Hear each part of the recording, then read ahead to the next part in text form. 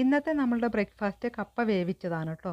നല്ല കപ്പ കിട്ടിയപ്പോൾ അതിനെ കഴുകി വൃത്തിയാക്കി ഇതുപോലെ അങ്ങ് മുറിച്ചെടുത്തിട്ടുണ്ട്. ഇനി ചെറിയ പീസുകളാക്കി കട്ട് ചെയ്തിട്ട് നമുക്ക് നേരിട്ട് തന്നെ കുക്കറിലേക്ക് ചേർത്ത് കൊടുക്കാം.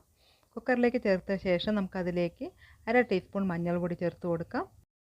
മഞ്ഞൾപ്പൊടി ചേർക്കാതെയും ഇത് വേവിച്ചെടുക്കാം കേട്ടോ. ഇനി നമുക്കതിലേക്ക് ആവശ്യത്തിന് ഉപ്പ് ചേർത്ത് കൊടുക്കാം. പിന്നെ 150 ml അളവുള്ള ഒരു കപ്പിൽ 3/4 കപ്പ് വെള്ളമാണ് കേട്ടോ ഞാൻ അതിലേക്ക് ഒഴിച്ചു കൊടുത്തിട്ടുള്ളത്. ഇത്രയും വെള്ളം ചേർത്ത് കൊടുത്താൽ മതിയാവും.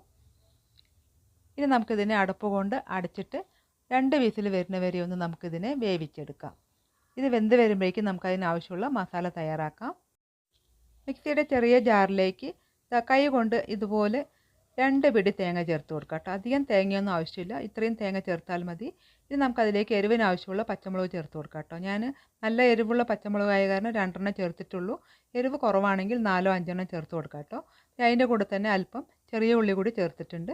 ഇനി ഒരു 1/4 ടീസ്പൂൺ മഞ്ഞൾപ്പൊടി കൂടി ചേർത്തിട്ട് നമുക്കിതിനെ ഒന്ന് ചതച്ചെടുത്തിട്ട് കൊണ്ടുവരാം. അങ്ങനെ തേങ്ങ മസാല ഇവിടെ റെഡി ആയിട്ടുണ്ട്. 2 വിസിൽ കഴിഞ്ഞ ശേഷം അതിൻ്റെ സ്റ്റീമെല്ലാം പോയിട്ടുണ്ട്. ഇനി നമുക്ക് തുറന്ന് നോക്കാം.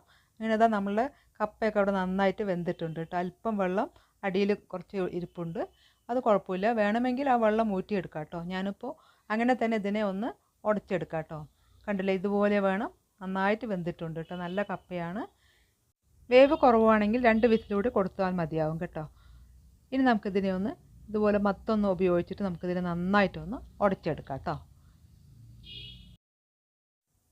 കപ്പയൊക്കെ ഉടച്ചിട്ട് സ്പൂണും കൊണ്ട് ഇതുപോലെ ഒന്ന് ആക്കിയെടുത്തിട്ടുണ്ട്. നന്നായി ഉടഞ്ഞ് വന്നിട്ടുണ്ട്. ഇനി നമുക്കതിലേക്ക് ചൂടോടെ തന്നെ നമ്മൾ അരച്ചെടുത്തിട്ടുള്ള മസാല ഇതിലേക്ക് ഇട്ട് കൊടുത്തിട്ട് അല്പം കറിവേപ്പില കൂടെ ചേർത്ത് കൊടുക്കാം.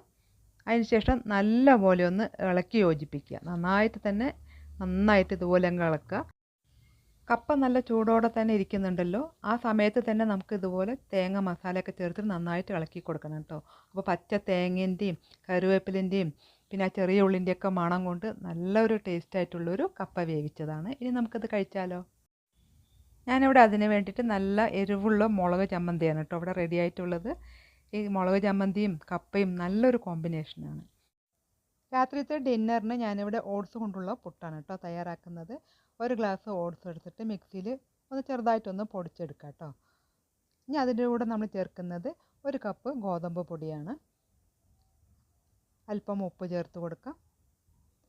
പിന്നെ കുറേശ്ശെ വെള്ളം ചേർത്ത് കൊടുത്ത് ഒന്ന് നനച്ച് കൊടുക്കാം കേട്ടോ. അധികം വെള്ളമൊന്നും ആവശ്യമില്ല. ചെറുതായിട്ടിങ്ങനെ നനഞ്ഞ ശേഷം നമുക്കതിന് ഇതുപോലെ ഉണ്ടാവണം. അതിന് നമുക്ക് മിക്സിയുടെ ജാറിലേക്ക് ഇട്ട് കൊടുത്തിട്ട് ഒന്നുകൂടി ഒന്ന് അടിച്ചെടുക്കാം. അപ്പോൾ അത് നല്ല പൊടി പോലെ കിട്ടും. അത്രയേ ഉള്ളൂ. ഇനി നമുക്കിതിനെ ചൂടായിക്കൊണ്ടിരിക്കുന്ന പുട്ടുകുറ്റിയിലേക്ക് ചേർത്ത് കൊടുത്തിട്ട് പുട്ടുണ്ടാക്കിയെടുക്കാം. 5 മിനിറ്റ് വേവിച്ചെടുത്താൽ മതിയാവും. അങ്ങനെ നമ്മളുടെ ഡിന്നറിനുള്ള ഹെൽത്തി ആയിട്ടുള്ള ഓട്സ് പുട്ട് ഇവിടെ റെഡി ആയിട്ടുണ്ട്.